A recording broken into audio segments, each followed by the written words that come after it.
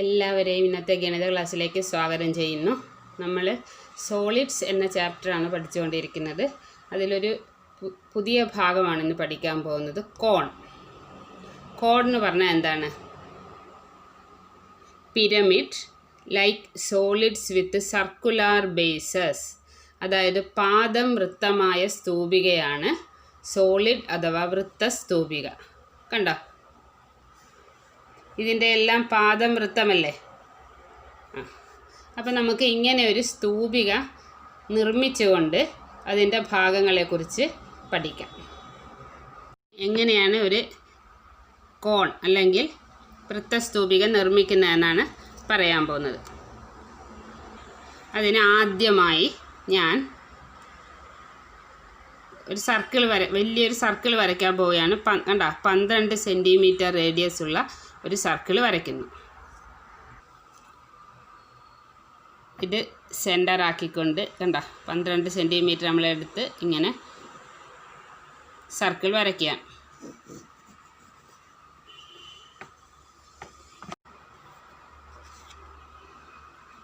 അങ്ങനെ സർക്കിൾ വരച്ചു. സെൻറ്ററിൽ നിന്ന് ഇങ്ങോട്ട് റേഡിയസ് 12 എന്ന് അടയാളപ്പെടുത്തി. ഇനി പ്രൊട്രാക്ടർ എടുത്ത് ഈ സെൻറ്ററിൽ ഇങ്ങനെ വെച്ച് 120 ഡിഗ്രി ഞാൻ മാർക്ക് ചെയ്യുന്നു. കണ്ടോ, 120 ഡിഗ്രി ഞാൻ മാർക്ക് ചെയ്യുന്നു. ഇവിടെ ഇങ്ങനെ 120 ഡിഗ്രിന്ന് മാർക്ക് ചെയ്തിട്ടുണ്ട്. ഇനി ഈ സെൻറ്റർ ഇതും കൂടി ഞാൻ യോജിപ്പിച്ച് വരയ്ക്കുകയാണ്. ഞാനത് യോജിപ്പിച്ച് വരച്ചു. ഇപ്പോൾ കണ്ടോ, വലിയ 12 സെൻറ്റിമീറ്റർ റേഡിയസിൽ സർക്കിൾ വരച്ചു. ഇവിടെ ഞാൻ എത്ര ഡിഗ്രിയാണ് അടയാളപ്പെടുത്തിയത്? 120 ഡിഗ്രി അടയാളപ്പെടുത്തി. സർക്കിളിൻ്റെ ഒരു പാർട്ട്, ഒരു ഭാഗമല്ലേ ഇത്? ഇതിന് നമ്മളൊരു പേര് പഠിച്ചിട്ടുണ്ടല്ലോ. ഇതിൻ്റെ പേരെന്തായിരുന്നു? സെക്ടർ. ഓർക്കുന്നുണ്ടോ? ഇതിൻ്റെ പേരെന്തായിരുന്നു? Central angle. ഈ 120 ഡിഗ്രി ഇതെന്താണ്? Central angle. ഇതെന്താണ്? സെക്ടർ. സർക്കിളിൻ്റെ ഒരു ഭാഗമാണ്. ഞാൻ ഈ സെക്ടറിൻ്റെ മലയാളം വൃത്താംശം എന്നാണ്. ഈ വൃത്താംശം കത്രിക ഉപയോഗിച്ച് കട്ട് ചെയ്യുന്നു. നമ്മൾ കോൺ നിർമ്മിക്കുന്നതാണ് പഠിക്കാൻ പോകുന്നത് കേട്ടോ. ഞാൻ ഈ ഭാഗം കട്ട് ചെയ്തെടുത്തു. ഇതിൻ്റെ പേരെന്താണ്? സെക്ടർ അല്ലെങ്കിൽ വൃത്താംശം. ഈ ഭാഗം കട്ട് ചെയ്തു. ഇതെന്താണ്? Central angle. ഇതിൻ്റെ നീളം എന്താണ്? ഇതെന്താണ്? ചാപം അല്ലേ? ഇത് മുഴുവൻ, ഇത് വൃത്തത്തിൻ്റെ ഒരു ഭാഗമല്ലേ? ഇതെൻ്റെ വൃത്തം എന്ന് പറഞ്ഞാൽ മുഴുവൻ ഇങ്ങനെ വരുമായിരുന്നു.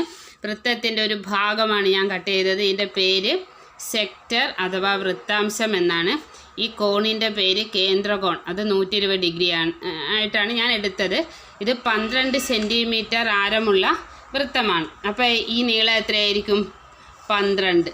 ഈ നീളം എത്രയായിരിക്കും? 12. ഇനി ഞാനിത് കോൺ നിർമ്മിക്കാൻ പോകുന്നു. ഇത് ഒരു വൃത്തത്തിൻ്റെ ഭാഗം ആണെന്ന് പറഞ്ഞു. ഇതിന് സെക്ടർ വൃത്താംശം എന്ന് പറയും. ഇതിൻ്റെ കേന്ദ്രകോണാണ്. ഇത് ആ വലിയ വൃത്തത്തിൻ്റെ ആരമാണ്. ഇതിനെ കോൺ അല്ലെങ്കിൽ വൃത്തസ്തൂപിക ആക്കുമ്പോൾ ഇതിന് വരുന്ന മാറ്റം നിങ്ങൾ ശ്രദ്ധിച്ചോണേ.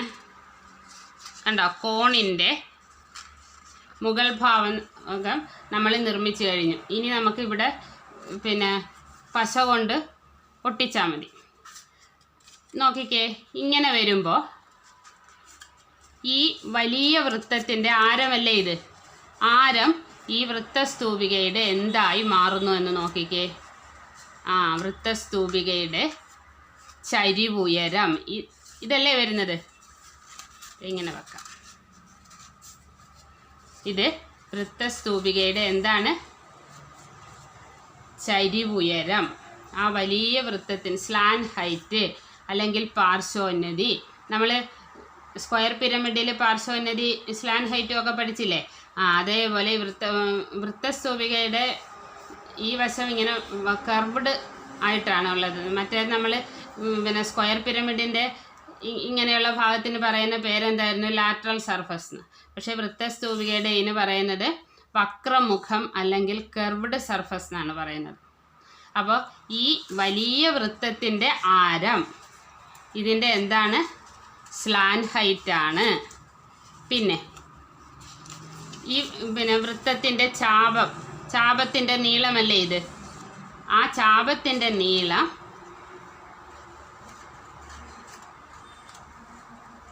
ഇതിൻ്റെ എന്തായി വരും?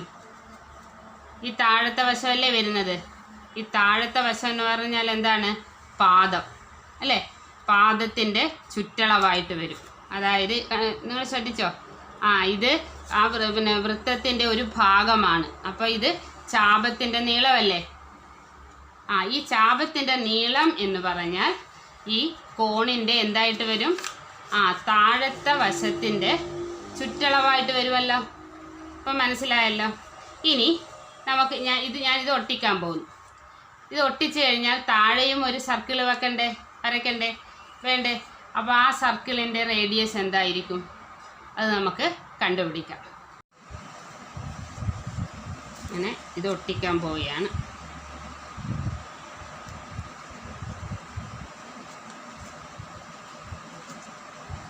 നമ്മുടെ കോണിൻ്റെ കർവ്ഡ് സർഫസ് ആയി. കണ്ടോ? ഇവിടെ ഒട്ടിച്ചു വെച്ചു.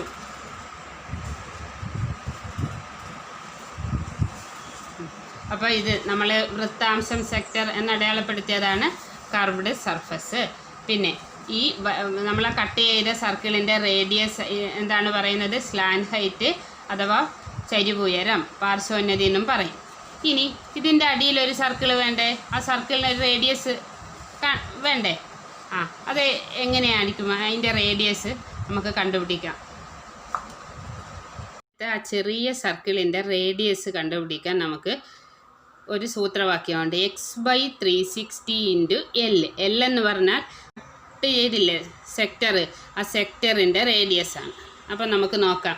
ഇതിൻ്റെ സെൻട്രൽ ആംഗിൾ 120 ഡിഗ്രി അല്ലായിരുന്നോ ഇപ്പം നമ്മൾ കട്ട് ചെയ്ത ആ സെക്ടറിൻ്റെ? അപ്പം 120/360. പിന്നെ നമ്മളെടുത്ത വലിയ സർക്കിളിൻ്റെ റേഡിയസ് 12 അല്ലായിരുന്നോ? ഇതെത്രയാണെന്ന് നോക്കാം. 0. 12ൽ ഒരു പ്രാവശ്യം 36, 13 3 36 അല്ലേ? ഇനിയും 12നെ 3 കൊണ്ട് ഹരിക്കാം. അപ്പോൾ എത്രയാണ്? 4. അപ്പോൾ ഇതിൻ്റെ അടിയിൽ നമുക്കൊരു സർക്കിൾ വെക്കണ്ടേ? അത് എത്ര റേഡിയസ് ഉള്ള സർക്കിളാണ് വേണ്ടത്? 4 സെൻറ്റിമീറ്റർ. അതിനു വേണ്ടി ഞാൻ 4 സെൻറ്റിമീറ്റർ കോമ്പസിലെടുത്തു. എന്നിട്ട് സർക്കിൾ വരയ്ക്കാൻ പോന്നു.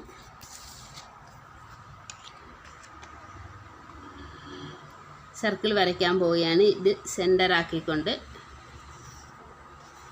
4 സെൻറ്റിമീറ്റർ റേഡിയസിൽ സർക്കിൾ വരച്ചു. ഇനി ഇത് കട്ട് ചെയ്ത് ഒട്ടിക്കണം. കട്ട് ചെയ്യുന്നതിന് മുമ്പേ നമുക്കിങ്ങനെ വെച്ച് നോക്കാം.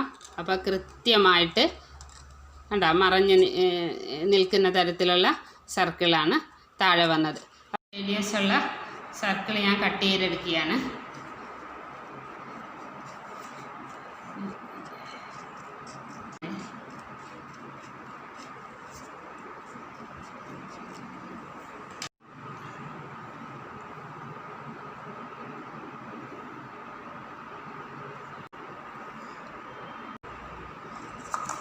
ഇനി ഇതിവിടെ അപ്പം നമ്മുടെ കോൺ വൃത്തസ്തൂപിക റെഡിയായി. കോൺ നിർമ്മിച്ചു കഴിഞ്ഞു. ഇത് പാദം, ഇത് കർവ്ഡ് സർഫസ്. എങ്ങനെയായിരുന്നു കോൺ നിർമ്മിച്ചത്? 12 സെൻറ്റിമീറ്റർ റേഡിയസ് ഉള്ള ഒരു വലിയ സർക്കിൾ നമ്മൾ വരച്ചു. അതിനകത്ത് ആദ്യം റേഡിയസ് അടയാളപ്പെടുത്തി. എന്നിട്ട് 120 ഡിഗ്രി ഉള്ള ആ സർക്കിളിൻ്റെ പാർട്ടിനെ നമ്മൾ എന്താണ് പറയുന്നത്? സെക്ടർ. ആ സെക്ടർ വളച്ചിട്ടാണ് ഈ സർഫസ് ഉണ്ടായത് അല്ലേ? ഇതിന് കർവ്ഡ് സർഫസ് അല്ലെങ്കിൽ വക്രതലം എന്ന് പറയും. ഈ വലിയ സർക്കിളിൻ്റെ റേഡിയസ് ഇതിൻ്റെ എന്താണ്? അത് L എന്നുള്ള അക്ഷരം കൊണ്ടാണ് സൂചിപ്പിക്കുന്നത്. Slant height. നമ്മൾ സ്ക്വയർ പിരമിഡിനും സ്ലാൻഡ് ഹൈറ്റ് ഉണ്ടായിരുന്നല്ലോ, അത് ട്രയാങ്കിളിൻ്റെ ഹൈറ്റ് ആയിരുന്നു. ഇതാ സെക്ടറിൻ്റെ റേഡിയസ് ആണ് ഇതിൻ്റെ സ്ലാൻ ഹൈറ്റ്, അല്ലെങ്കിൽ ചരിവുയരം, പാർശ്വോന്നതി എന്നൊക്കെ പറയും. പിന്നെ ഈ സർക്കിളിൻ്റെ കുറച്ച് ഭാഗമല്ലേ നമ്മൾ കട്ട് ചെയ്തത്, അതിൻ്റെ ഒരു ചാപത്തിൻ്റെ നീളമുണ്ടല്ലോ, ആ ചാപത്തിൻ്റെ നീളം ഇതിൻ്റെ പാദ ചുറ്റളവായിരിക്കും അല്ലേ, താഴത്തെ വശത്തിൻ്റെ ചുറ്റളവല്ലേ. ഇതിന് പറയുന്ന പേരെന്താണ്? പാദ ചുറ്റളവ്, അല്ലെങ്കിൽ circumference of the base of the cone എന്നാണ് പറയുന്നത്. പിന്നെ നമ്മൾ താഴെ ഒട്ടിക്കേണ്ട ചെറിയ വൃത്തം ഉണ്ടല്ലോ, അതിൻ്റെ റേഡിയസ് നമ്മൾ എങ്ങനെയായിരുന്നു കണ്ടുപിടിച്ചത്? x/360. എക്സ് എന്ന് പറഞ്ഞാൽ ആദ്യം എടുത്ത സെൻട്രൽ ആംഗിൾ 120, 120/360 ഇൻറ്റു എൽ എന്ന് വെച്ചാൽ ആദ്യത്തെ സർക്കിളിൻ്റെ റേഡിയസ് 12. അങ്ങനെ 4 എന്ന് കിട്ടിയിട്ട് നമ്മൾ 4 സെൻറ്റിമീറ്റർ റേഡിയസ് ഉള്ള സർക്കിൾ കട്ട് ചെയ്ത് കൃത്യമായി ഒട്ടിച്ചു. അപ്പോൾ നിങ്ങൾ ഈ നോട്ടൊന്ന് കുറിച്ച് വെക്കണേ. പാദം വൃത്തമായ സ്തൂപികയാണ് വൃത്തസ്തൂപിക, അല്ലെങ്കിൽ ബേസ് സർക്കിളിൻ്റെ ഷേപ്പുള്ള പിരമിഡാണ് കോൺ എന്നാണ് പറയുന്നത്. റേഡിയസ് ഓഫ് ദ സെക്ടർ എന്ന് പറഞ്ഞാൽ സർക്കിളിൻ്റെ ഒരു ഭാഗം, അത് കോണിൻ്റെ എന്താണ്? സ്ലാൻ ഹൈറ്റാണ്. അതിൻ്റെ മലയാളമാണ് റേഡിയസ്. സെക്ടറിൻ്റെ മലയാളമാണ് വൃത്താംശം. അപ്പം വൃത്താംശത്തിൻ്റെ ആരം എന്ന് വെച്ചാൽ നമ്മൾ ആ കട്ട് ചെയ്ത വലിയ വൃത്തത്തിൻ്റെ ആരം എന്ന് പറഞ്ഞാൽ കോണിൻ്റെ അല്ലെങ്കിൽ വൃത്തസ്തൂപികയുടെ ചരിവ് ഉയരം അല്ലെങ്കിൽ പാർശ്വോന്നതിയാണ്. പിന്നെ arc length of the sector, നമ്മൾ കട്ട് ചെയ്ത ആ ഭാഗത്തിൻ്റെ ആർക്ക് ലെങ്ത് ഉണ്ടല്ലോ, അതെന്താണ്? Circumference of the base of the cone എന്ന് പറഞ്ഞാൽ പാദത്തിൻ്റെ ചുറ്റളവ്. വൃത്താംശത്തിൻ്റെ ചാപനീളം എന്താണ്? സ്തൂപികയുടെ പാദ ചുറ്റളവ്.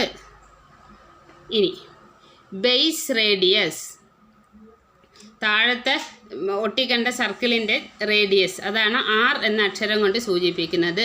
അതെന്താണ്? x/360 ഇൻറ്റു എൽ എന്ന ഇതുപയോഗിച്ച് നമുക്ക് കണ്ടുപിടിക്കാം. പിന്നെ നമ്മൾ സെക്ടറിനെ കുറിച്ചും ആർക്ക് ലെങ്തിനെ കുറിച്ചും ഒക്കെ 9ാം ക്ലാസ്സിൽ പഠിച്ചിട്ടുണ്ട്. പിന്നെ ആർക്ക് ലെങ്ത് കണ്ടുപിടിക്കുന്ന ഫോർമുല എന്തായിരുന്നു? 2πr into x/360. ഇത്രയും കാര്യങ്ങളൊന്ന് നോട്ട് ചെയ്ത് വെക്കണം. കോണിനും റൈറ്റ് ട്രയാങ്കിൾസ്, കോണിൻ്റെയും ഹൈറ്റ് എന്ന് പറഞ്ഞാൽ ഈ ശീർഷത്തിൽ നിന്ന് താഴത്തേക്കുള്ള ഈ പെർപെൻഡിക്കുലർ ഡിസ്റ്റൻസ് ആണ്. പിന്നെ താഴെ സർക്കിളാണല്ലോ, അപ്പോൾ ഈ അകലം എന്തായിരിക്കും? റേഡിയസ്. പിന്നെ വലിയ സർക്കിളിൻ്റെ ആ സെക്ടറാണല്ലോ ഈ കർവ്ഡ് സർഫസ് അല്ലെങ്കിൽ വക്രതലം, അതിന് റേഡിയസ് എന്ന് പറഞ്ഞാൽ സ്ലാൻ ഹൈറ്റ് ആണെന്ന് പറഞ്ഞിട്ടുണ്ട്. അപ്പോൾ ഇങ്ങനെ ഒരു റൈറ്റ് ട്രയാങ്കിൾ കോണിനുണ്ട്, ഹൈറ്റ്, റേഡിയസ്, സ്ലാൻ ഹൈറ്റ്. ഇത് റൈറ്റ് ട്രയാങ്കിളാണ്, ഹൈറ്റ്, റേഡിയസ്, സ്ലാൻ ഹൈറ്റ്. അപ്പോൾ അത് ഉപയോഗിച്ച് നമുക്ക് ഹൈറ്റും റേഡിയസും തന്നാൽ സ്ലാൻ ഹൈറ്റ് കണ്ടുപിടിക്കാം, സ്ലാൻ ഹൈറ്റും റേഡിയസും തന്നാൽ ഹൈറ്റ്, അങ്ങനെ എല്ലാം കണ്ടുപിടിക്കാം. സ്ലാൻ ഹൈറ്റ് ഇവിടെയും L എന്ന അക്ഷരം കൊണ്ടും റേഡിയസ് R കൊണ്ടും ഹൈറ്റ് H കൊണ്ട് സൂചിപ്പിക്കും. സ്ലാൻ ഹൈറ്റ് എന്ന് പറഞ്ഞാൽ പാർശ്വോന്നതി അഥവാ ചരിവുയരം. അത് നമ്മൾ ആദ്യം വരച്ച സർക്കിളിൻ്റെ റേഡിയസ് ആണ് സ്ലാൻ ഹൈറ്റ്.